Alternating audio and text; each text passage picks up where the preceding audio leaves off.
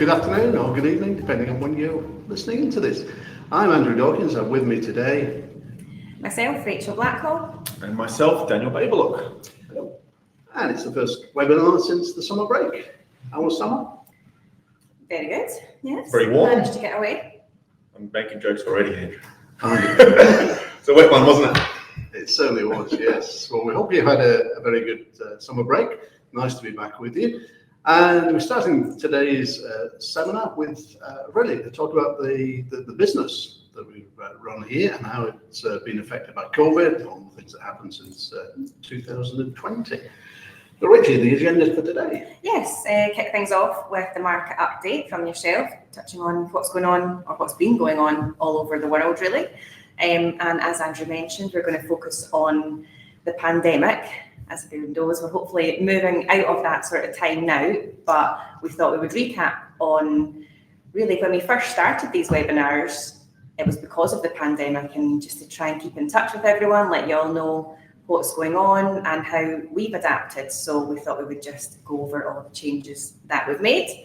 We also asked for some questions and input from you all, and we did receive quite a good number of those. So we've picked a handful, which we'll go over towards the end. But as always, any other questions that you have, just submit them along the way. And hopefully, if we have some time, we might get to go over those as well. And then we'll round off with what the future holds. Very good. So the market update, and what we thought we'd do here is just have a look really since 2020 and what's been going on since then. We do the monthly market update, which will cover funnily enough, the month of September, I'd imagine, would be the next one. That would make sense. Correct. Good. Excellent. So if we have a little look at, here we go. Now, getting close to your screens here, it's quite a busy chart, and it's not very good for people that have difficulty with colour. Sorry. Thank you very much. And what we've done is really to show you the crazy position of some of the world's major stock markets. And we got to the beginning of 2020 on the left-hand side of your screen, and then we go over to the current date. And what we can see there is, gosh, quite a few wavy lines. There's a lot of spikes there, yes. There really are around there, which just shows the volatility, the difference between the high points and the low points over a short period of time. And my word, what a period that's been. The big winner over that period? NASDAQ. As you can see, everyone's eyes get drawn to that top line. They do. So this is the North America, well, USA index, and generally it's a lot of the tech companies are quoted within this indices. And this shows stunning growth from 2020 to the current time. Now, if we actually take out what we refer to as the Magnificent Seven. Magnificent Seven are? They are. The big names that you'll probably all recognise: Apple, Microsoft, Alphabet, which is Google, Amazon, Nvidia, Tesla, and Meta. They're the big contributors to that top line there. And if we take them out of it, actually that would take growth down by 85%. So it's an amazing thing that when we look at the strength of that indices and the companies that have contributed to that. So the vast majority of US companies have done probably no better, no worse than many of the world stock markets.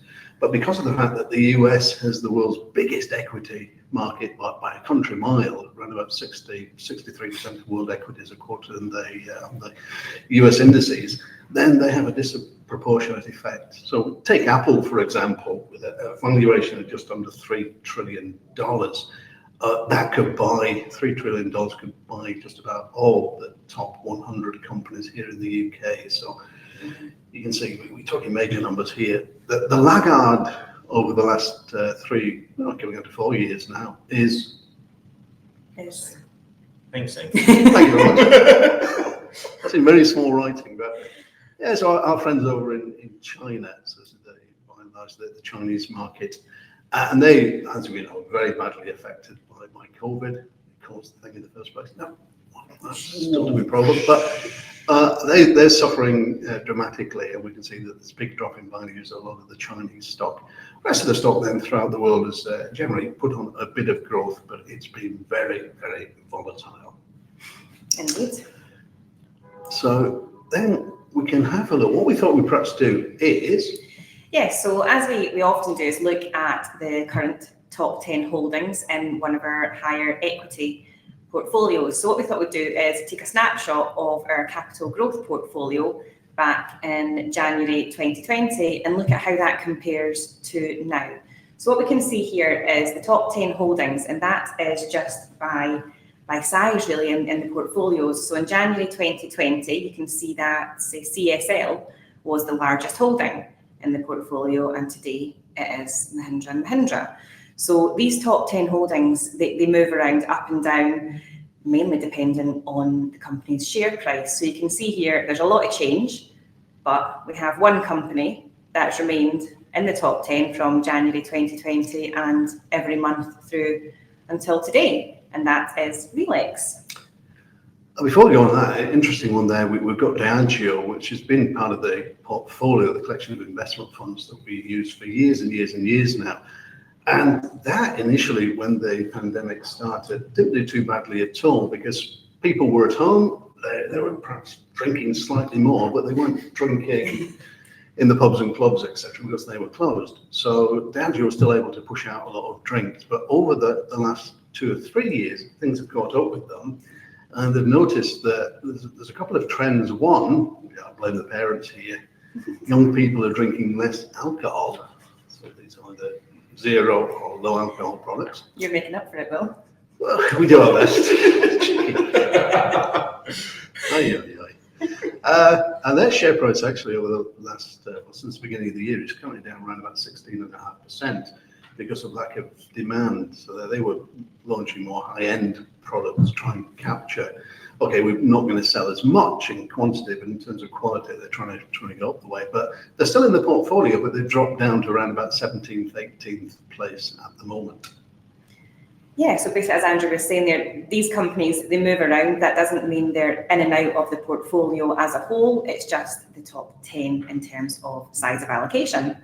It also shows when we have very few portfolio changes, and we'll come to that later in the program. But you can see here that the investment funds themselves make a good deal of changes as we go along. So we don't necessarily need to change funds every 2 minutes, but the investment managers will keep an eye on things because that's what we pay them to do.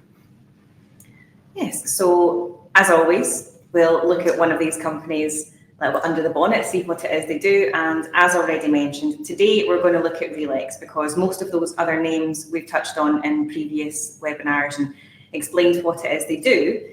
But it's a name that you might have heard during your reviews with Andrew because it's been in the portfolios for some time, but you might not be aware of what it is that they do.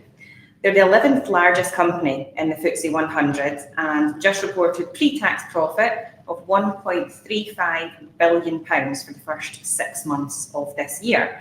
That's up 16% from the same period a year ago. They specialise in information-based analytics and decision tools in various different sectors. They gather... What does that mean? I'm just going to explain that. They'll gather lots and lots of data and then build these tools and programs. So something that you might have engaged in yourself might be like comparing insurance products online. So when you put your car details in or your house details in, and then a website will give you lots of different prices from lots of different insurers. That's that sort of thing. They gather all this data and build the tools that businesses can use. So it's across lots of different industries. Businesses and governments use all this data to prevent fraud. A big increase recently is in the legal profession. So they are using the likes of AI and gathering all this technology and data, which is now allowing law firms to search for case history and things like which cases won in court for various different reasons. Before all that information was available, but it would take a long time for the staff members to go and gather it. Now it's all available online, allowing them to work a lot more efficiently. So does that mean solicitors will be reducing their bills then? That's up to them. Let's hope so, but we don't know. We can't make that decision for them. So yeah, all good. That's what they do. Apparently data is the new gold. And I think Relix would probably agree. We've got here a snapshot again of how this company has performed going back to January 2020. And you can see it's up almost 60%. So this is exactly the type of company that we like in our portfolios. It's good long-term growth. Might not be as exciting as designer handbags and computers, but a good solid company, that's exactly what we're looking for. And I think that's me. Andrew, anything else to add on that or ask?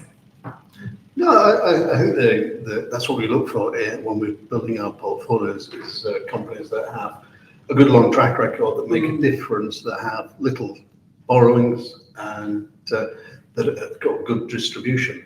And so they tick all the boxes, really. They do indeed, they're doing well. Now, moving on then. So, item 2 on the agenda is going to be how we've adapted and what the initial impact of the pandemic was. I love the graphic you've got there, Dan. I can see what you're doing in that one. Thank you for that. Flung about, wasn't it? 3 years ago, the new normal. Oh, yes. All about the new normal now. I think we're all saying that. So, if we cast our mind back to the beginning of 2020, when the pandemic started reaching sort of from the Far East over into Europe and then beyond, and on the 26th of March, Scotland's lockdown started, as did the rest of the UK's.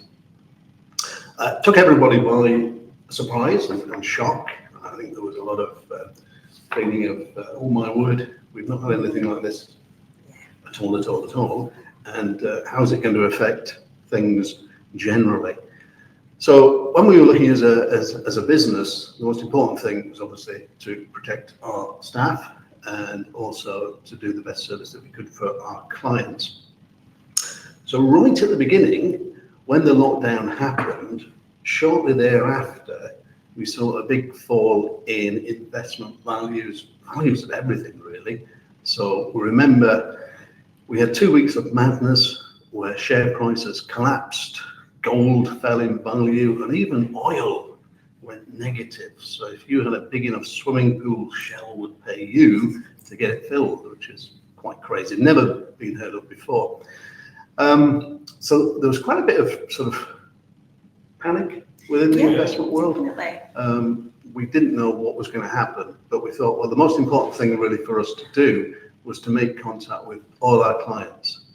So we spent a good week, 10 days, speaking to each and every client, mostly by telephone, some that we couldn't contact, so with email, just really giving reassurance that we were there for them, and investments remained open, nothing closed. People were able to draw money and also could top up investments if they wanted. So we had 2 weeks of real mayhem as the world sort of tried to adapt, and markets were wondering what was going to happen and what the long-term implications were. We then had to make a decision about staffing, because we said to staff, although we considered ourselves an essential industry, because we needed to be there to allow people to be able to take money out. We don't hold any client money, but if a client was wondering, do I take money from a pension, do I take it from an ISA, do I take it from a general investment, we wanted to be able to give them the best decision and the best help to offer that. So we then gave staff the option of remaining at home on full pay or being in the office. And the vote was fairly unanimous. Right, Chin, I got the short straw. You all got rid of everyone. Got your way. We got our way. And then Falkirk was, like everywhere else, was a ghost town. And at the beginning, we remember nothing was open. You couldn't even get a coffee, could you? Well, it was a challenge, wasn't it? So what was the answer for that, though? Well, the Swiss came to our aid, and we got a bit of a fancy or singing or dancing coffee maker. And then the next 2 months were spent trying to figure out how to use a blessed. we eventually discovered that it needed a plug and a special switch. But yeah, it was a really strange time. So it ended up with Rachel and I working from the office, dealing with the normal flow of business, but then being on hand to offer assistance to clients. At the time, we had 2 offices. We had an office in Buchanan Street in the centre of Glasgow, and we had to take the difficult decision to close that because of the fact that we weren't able to open it. So therefore, it was costing us money, and nobody knew how long this was going to continue. So we decided that, right, the best thing to do is hand the keys back, and we gave up the tenancy there. As then the pandemic went along, things got relaxed slightly, and we were able then to bring those staff that have been itching to get back to work, we were able to bring them back into the office. However, there was social distancing, wasn't there? Oh.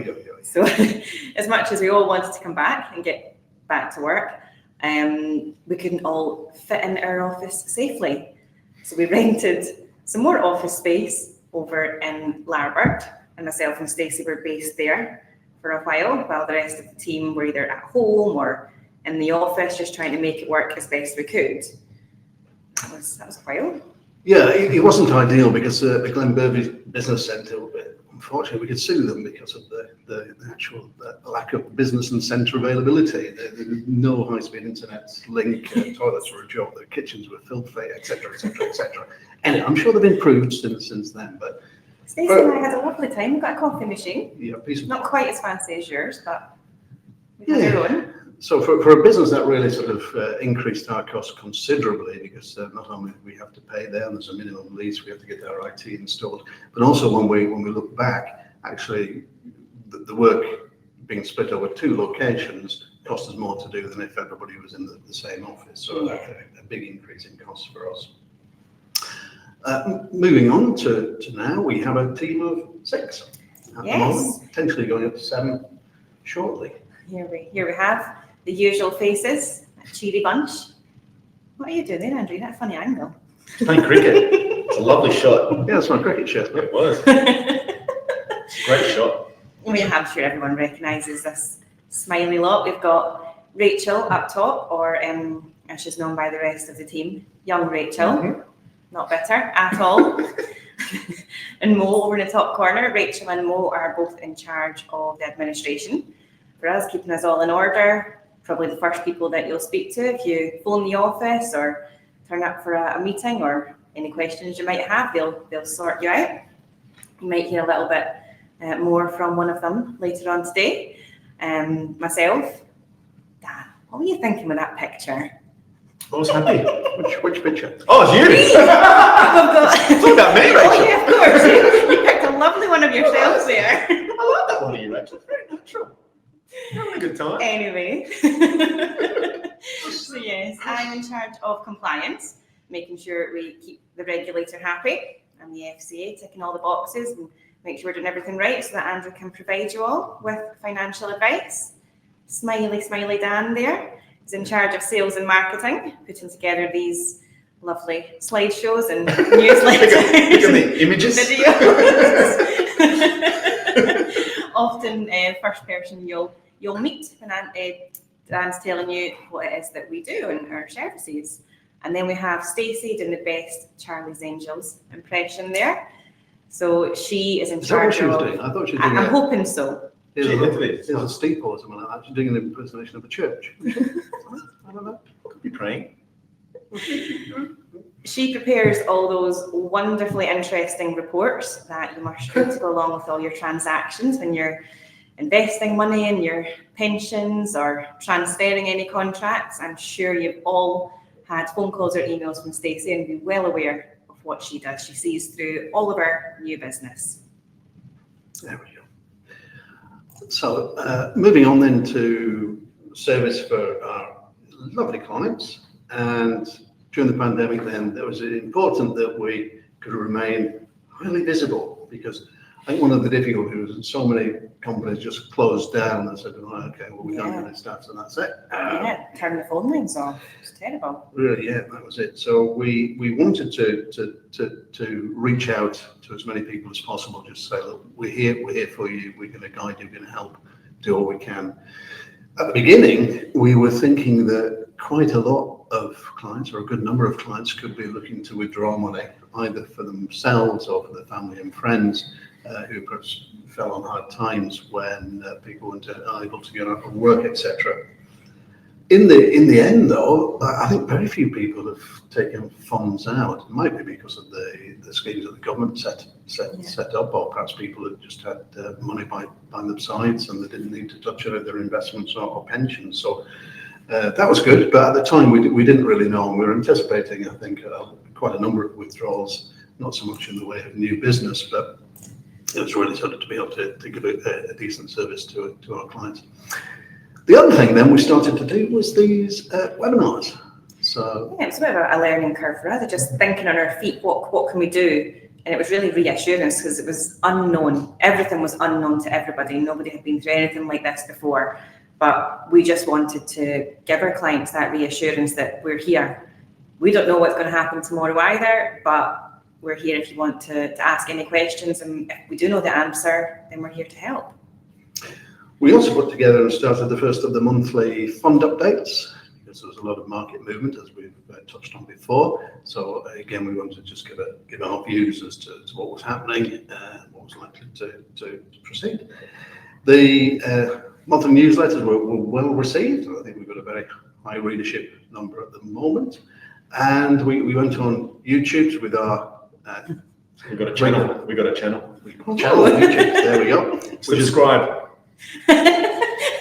Click subscribe. So that's been Shameless plug. been very well received, and I think we've even got one thumbs up. We do. Great. I doubled it yesterday. You put that thumb up? Yeah. Okay. Smashing.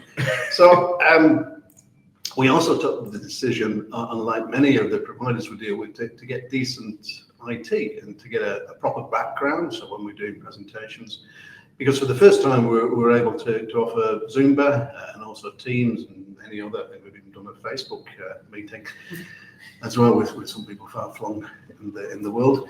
And we were able to then not only speak to clients, but then able to visualize it with graphs and charts, and we can see everybody's smiley faces. And it was a pleasure coming into people's living rooms, breakfast rooms, conservatories. We really got the full house tour. We did. And a couple of castles we got access to, which is Laundromats. Really? Okay.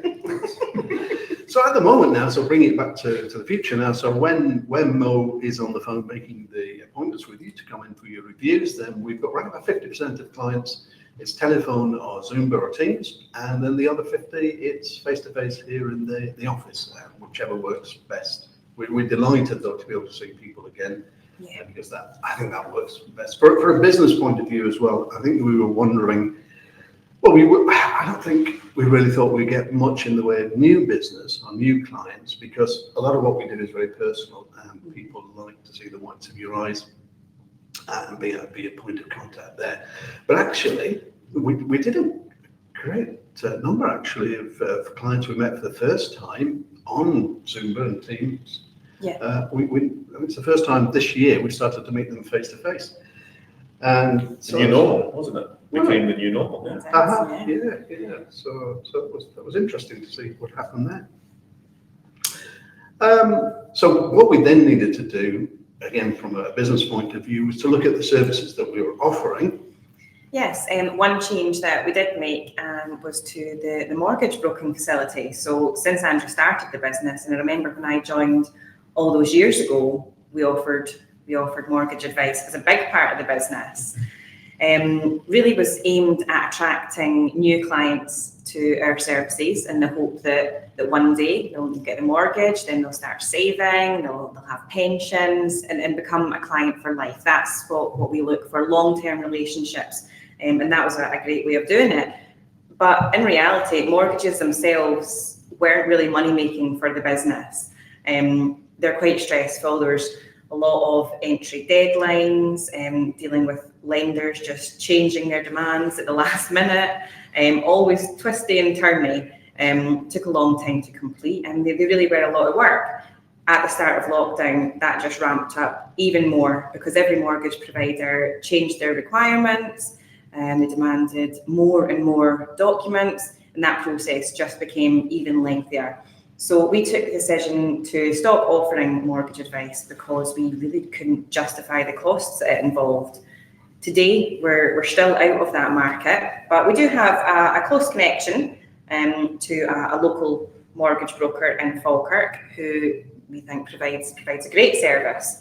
So that's where we stand right now, and I don't really see that changing. I don't think we're probably going to come back into that market.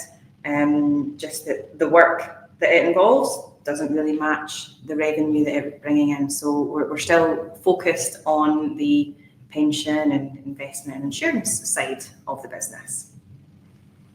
Yes, that's the way it is, and it's probably good riddance to mortgages. Not, unfortunately, we all need mortgages, of course, but I think the difficulty is that I think it's a very rewarded sector, and that for some reason a lot of people just don't want to pay for mortgage advice and the time that it actually costs and the effort. There's so much back and forth, and unfortunately these lenders can just tell you one thing and then they were often changing their demands, and you're going back to clients and no, I told you this, but now we require that, and the process just was taking so long, which we didn't like as well as you. It's frustrating for both, and we just thought, no, I think that's time to call that a day. So moving on to investment conditions. So since 2020, we've covered that at the beginning of the performance here. But what we've seen really is coming home to roost dramatically is going way back to 2008 and the financial crisis, where banks got into a running mess because they started to do all sorts of things years before that they shouldn't have been involved with, sort of high risk enterprises, investment schemes, all sort of bits and pieces that they've got no business being involved in. The hoodwinked governments, regulatory agencies, and out of control, mad. And unfortunately, a lot of accountants, credit rating agencies were complicit, and they were hoodwinked as well, or cried they knew nothing about it. But anyway, as a result of that, debt became virtually impossible to get. So the US started this program of quantitative easing, pumping cheap money into the economy. The UK shortly after started, and then the EU a couple of years later, they started their quantitative easing. So pumping lots of cheap money into the world. And then when the pandemic came, the governments decided, oh, well, this is quite easy because all we need to do is print more of this cheap money and everything will be fine and rosy. So we've got huge levels of debt now, which quantitative easing was all well and good and an experiment, but it's all relied on interest rates and inflation remaining low. And of course, what happened? Pandemic, lockdown, lots of people saving money, and as soon as we started to unlock, everybody's wanted to go out and do the same thing.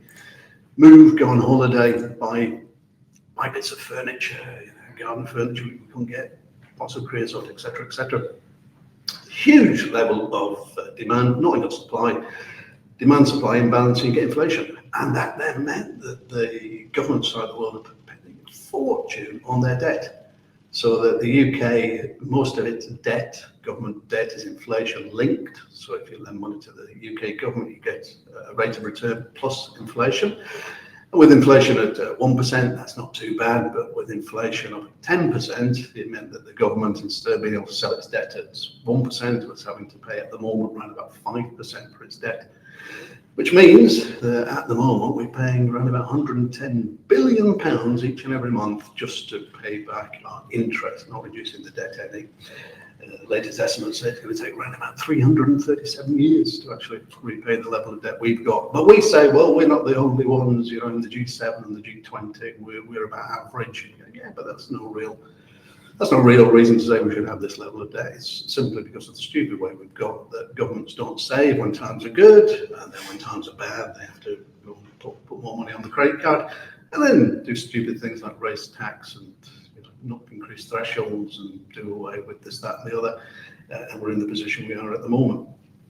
So, it's been a great time to be a historian, and looking back at some of the mistakes that are happening and continue to happen. Thankfully, at long last, the Bank of England and the Federal Reserve this month said, right, okay, well, we're not going to increase rates just at the moment, but we could do it any time, and we're not expecting to reduce them any further anytime soon as well.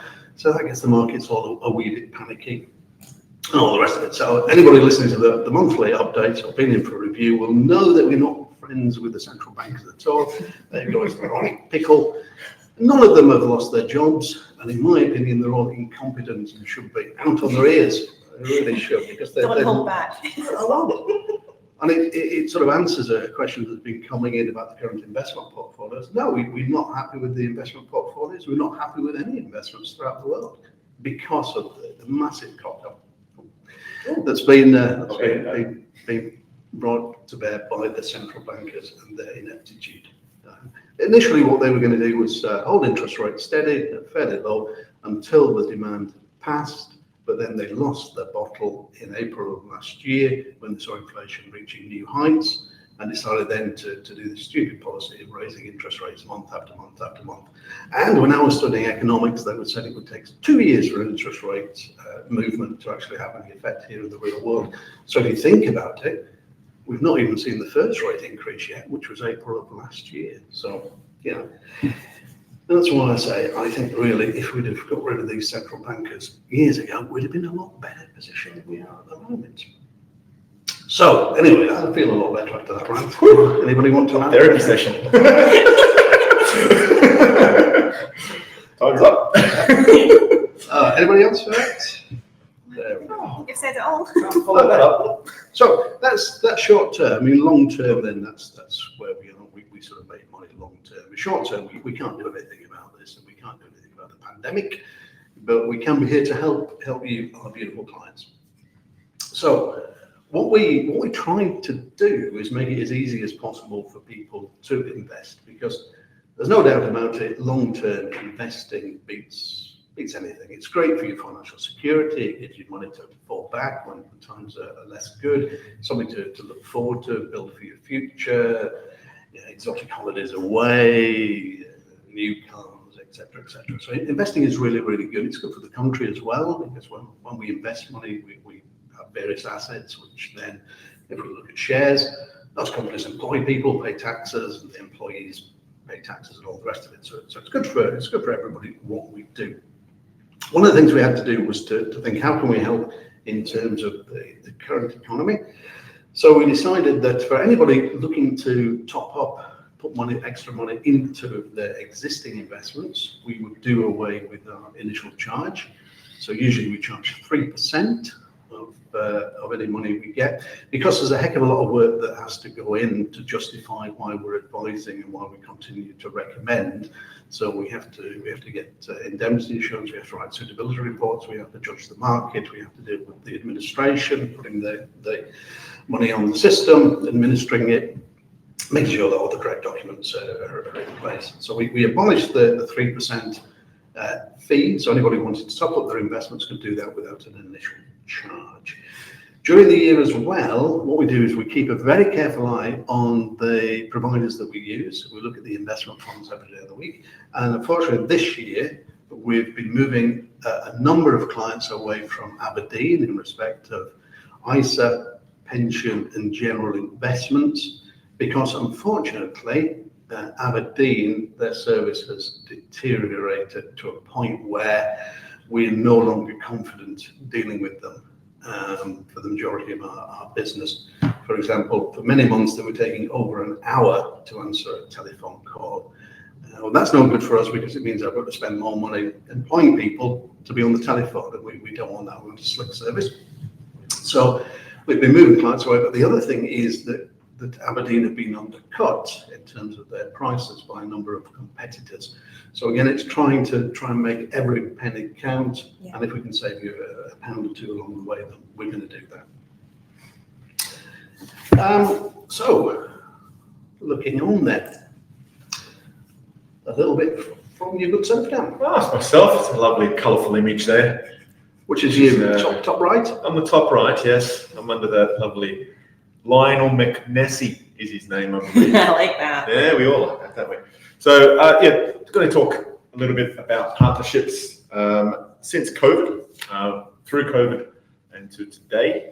I've been told to keep it very short, so I'll do my very best to try and keep it as swift as possible. So we'll start off there. We've got Syngenta Football Club. So prior to COVID, that's the line that you can see in the top right-hand corner of the screen. So we were fortunate enough to present at their end-of-year awards, and we're the official sponsor of the mascot that you can see there. Like I said, it is Lionel McNessy, and we still do remain to have a presence with Syngenta today. The other football club that I cannot ever forget to mention ever again is Whitburn Football Club. I believe, David, you're on the... Robert, there you are. Robert Cook's on the line. Of course, there you are, right?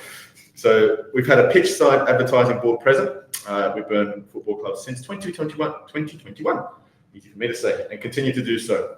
So like I mentioned, thank you very much, Robert Cook, for the introduction that we're doing that year on year. And I know that you're going all guns blazing at the moment with Whitburn Junior Football Club. The other one is Brace High that we've got there. We had a very healthy partnership prior to COVID, where we sponsored their school dance squad and also organised guest speakers to attend classes as well as various awards nights. We took part in their community days, sport taster sessions. However, as you can imagine, a lot of what we did became exceptionally difficult during COVID, with schools being the last place to achieve normality, basically after all the lockdowns. And speaking of schools, Larbert High School, which I know that all of you would have heard us bang on about, because we're very proud of that partnership, and it continues to grow year on year. So we began our partnership with Larbert High School, looking to help in a field that was sort of out of the ordinary. And after meeting with the school faculty, we introduced the Larbert High School of Hospitality, and a special place in Andrew's heart as well, hospitality, didn't it? So we decided to become the first company to sponsor the initiative. So COVID hit in March 2020. We sponsored in 2019. So as you can imagine, the hospitality industry was hit the hardest, and it's still reeling today. But at no stage did A.R.D see sponsoring the School of Hospitality. And I think Andrew understood the importance of sticking with them, and given what was happening around the world, especially with hospitality. And look, we continue our partnership just now. We've staged a number of events with them since we're all released into the wild. We're allowed to speak to one another again and see one another. The School of Hospitality, we've donated a lot of money to the School of Dance at the moment, and we are discussing future event opportunities with the school, so please do stay tuned. A couple of other ones, just quickly. Amy Connell, we were sponsoring her prior to COVID and then continued through the COVID pandemic, and as you can imagine, it had a massive impact on Amy. She was destined to represent GB in the Tokyo Olympics. However, we do feel that COVID had a horrible influence on her not making it, unfortunately, just because of the rules and regulations that Scotland had inflicted. So it was a lot more difficult for her to compete. And unfortunately, she did not make it through to the Olympics. But we did continue to sponsor her until 2021. Another one of the longest partnerships that we had maintained, started back in 2018, was with the Glasgow Rocks, now known as the Caledonia Gladiators. We supported them in a number of ways. The Scottish Rockettes, we sponsored them, and also the fun and friendly mascot at the time, Rocky. And again, the only time that we stopped that partnership was actually during the COVID year, 2021, where there were no crowds allowed at games. And we had a corporate box, didn't we? So we couldn't go to the games. We never got our money back from it, though, did we? So we didn't end up sponsoring that year. I think a lot of we did. We teams. got money, but we never got anything. I think we did. We did. Oh, okay. If you say so. We continued to sponsor them then, through thick and thin. So now, unfortunately, they've moved to East Kilbride. So that partnership has come to a conclusion, but it was 5 years. We enjoyed it very much, but now it's time to move on. And the very last one is the Lithgow Roundtable Beer Festival, which is happening in October. And I know that one of our guest speakers today is very excited about the beer festival. So we are sponsoring a major sponsor. Andrew's jumped all in, guns blazing. And he is looking to print the logo on the glasses, and that everyone will be obtaining once they enter. So So hopefully that gives you a bit of an insight into what we've done in the community. Yeah, bit of everything. And now we have questions. So before we started today, we asked you lovely lot to send us in any sort of questions that you think might be interesting, might be helpful, and we had a good number, a good mix of different things. So we'll kick off with the first one, which is from Anonymous. I've been invited by a friend to invest in his property development business. He buys property locally, refurbishes fully, and sells or lets the revitalised property. He's looking for a small investment of £1,000 to £2,000 with above bank interest rate returns. Is this worth the risk? If not, why not? Andrew. Yeah, okay, well, thank you very much. Anon? Well, I guess the bigger risk is obviously that you don't get your money back. Yep. Your mate does a runner. I think something like this, because it's a relatively small amount of money, it's a gamble, isn't it? And your friend there will probably be very pleased if you did invest, although sometimes investing with a friend can be a bit difficult. If anything goes wrong, does it test the friendship then? Yeah. Property developers have had it really, really tough over the last 3 years or so. And again, this ties in with the COVID, because of the fact that prices have just increased so much for the cost of timber and all the other building materials that go on with it. And also the fact that just at the moment the buy-to-let market is virtually on its back, shortage of property and increased tax and all the rest of it. So I think it's a little bit of a gamble, but hey. If you're interested in it and fancy taking a punt. Yeah, that's it. And you can see the property, you can probably get to have a look around it and see what your friend's doing and get involved with the renovation and stuff like that. So you see, whereas the investments that you have with us, you don't really see those, do you? You already go and inspect a share certificate or whatever. So remember the good thing is that if you make a gain above £6,000, you'll be liable for capital gains tax.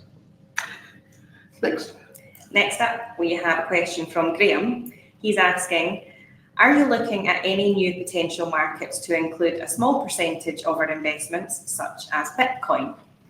Good question, Graham. Similar one to one or two I've asked as well about things like commodities, yes. Copper, lithium, etc., etc., etc.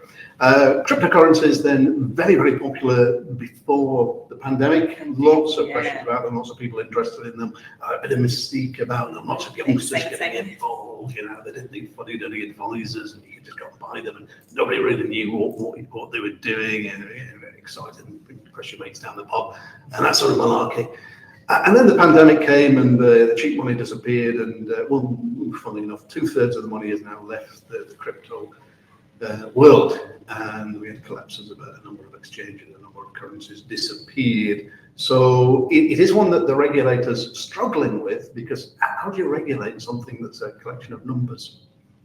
Yes. So in terms of a portfolio, including it, and then you can't at the moment. There are talks about exchanges coming online soon, which will then be able to replicate the returns that you can see from them. But the big thing is, when we look at a lot of these things like crypto, like some of the mining stock, the likes of silver, for example, that's zoomed up in price. This year's had a really good run, but gold has virtually stood still. Copper. Well, yes, we were talking about that earlier, weren't we? So these assets tend to be very, very volatile and very difficult to buy direct shares in. So generally, if you like gold, treat yourself. Christmas is coming. Get somebody to give you a present. But remember, like you were saying, yes, remember to insure it.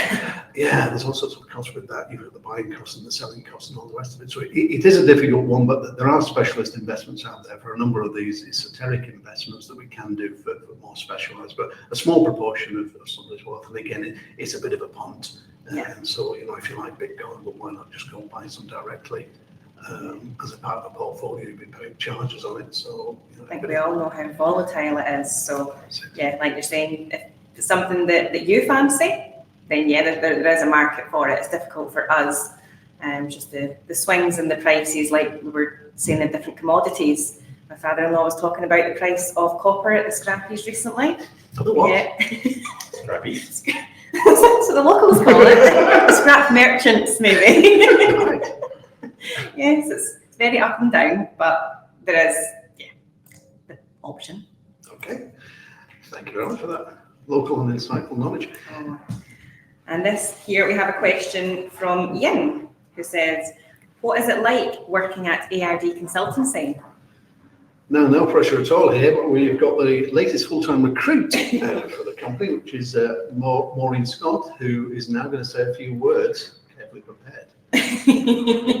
So what's it like working at A.R.D.? Oh, hi there. I'm Maureen and I'm the administrator here at A.R.D. My typical working day includes the usual office basics like opening and scanning the post, answering the phone, organising Andrew's diary, plus meeting and greeting clients who visit the office. I also deal with the admin involved in looking after our clients' pensions and investments, which includes arranging cash withdrawals. These are given priority as the client usually requires the money very quickly. I find my work interesting as we have clients from all different types of backgrounds, which provide a lot of variety in what I do. I have been with A.R.D. for almost a year and a half now, and it's great to work for a local company in my hometown. It's good to see the connections we make with other local businesses and the sponsorships we get involved with. Oh, sorry. It's not scripted at all. And the sponsorships we get involved with in the community. We have a really good team at A.R.D. and work well together, although it can get very competitive when we play the table football. And I'm not winning the league. Oh, not yet, Paul.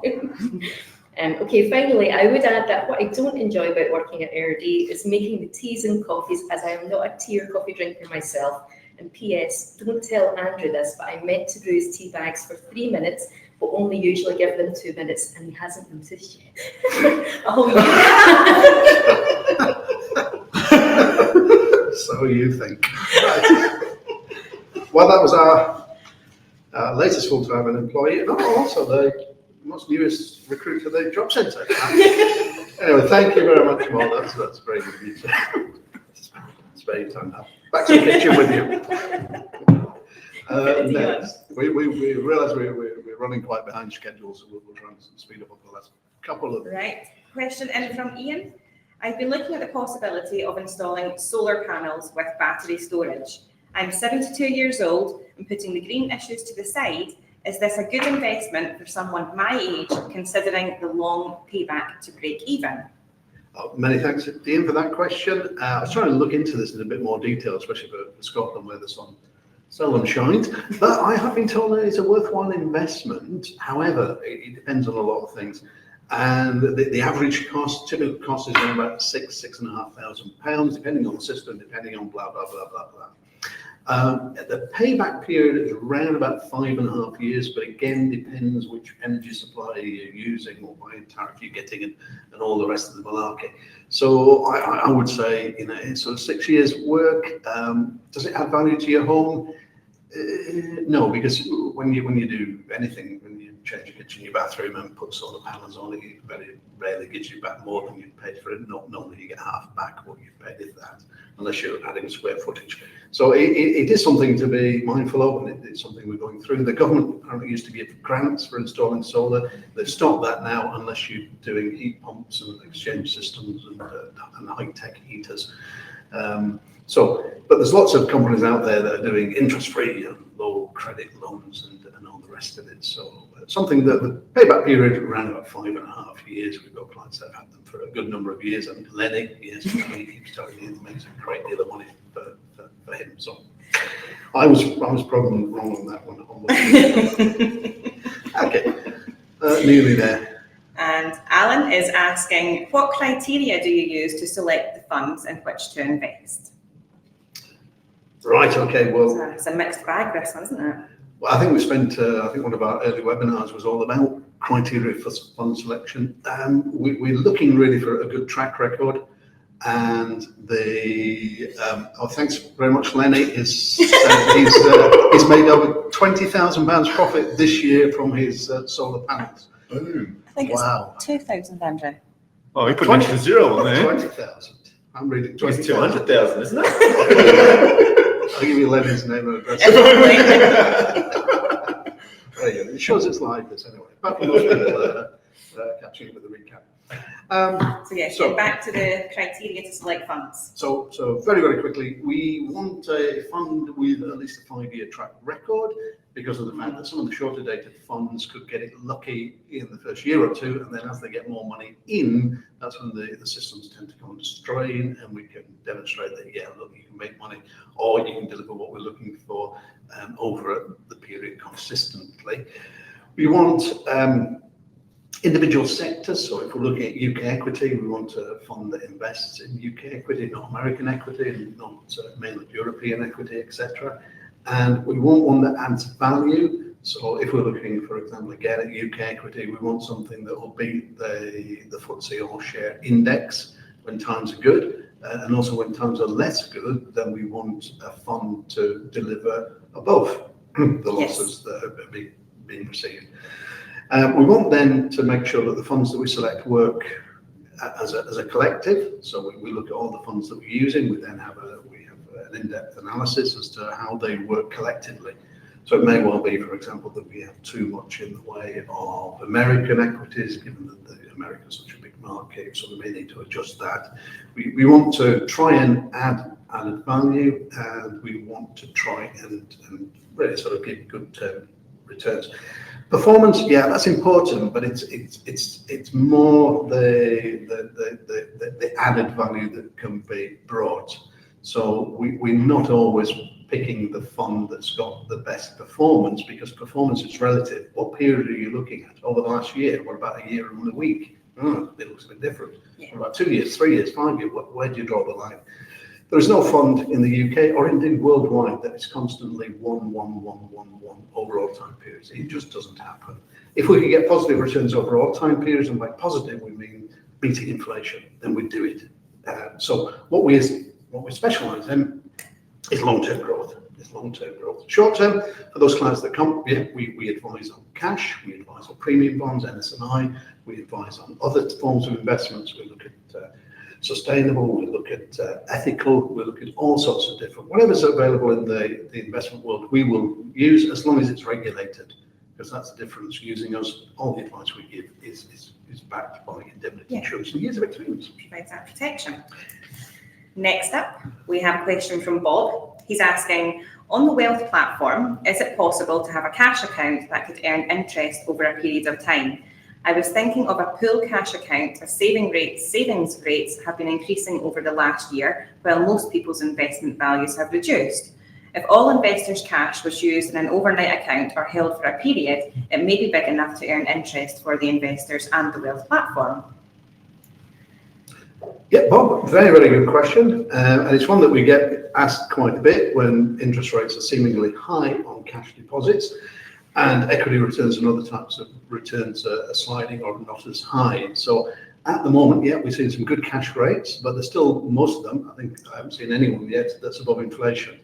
So one of the things that we look for is, yes, we can hold cash on the platform, and quite often we will put a cash holding if people are considering, I'm considering going to start my pension, I'm considering moving, I'm considering a major purchase. So we'll use cash as a hold, but the difficulty is that it doesn't give us that long-term growth. So short-term cash, premium bonds, really, really good at, if I've got £1,000, I'm not going to have £1,000 in a year's time. That's stability. Yeah, so that's super. We always advise between 6 and 12 months expenditure to be kept in cash so that you're not having to dip into your investments when times are less good.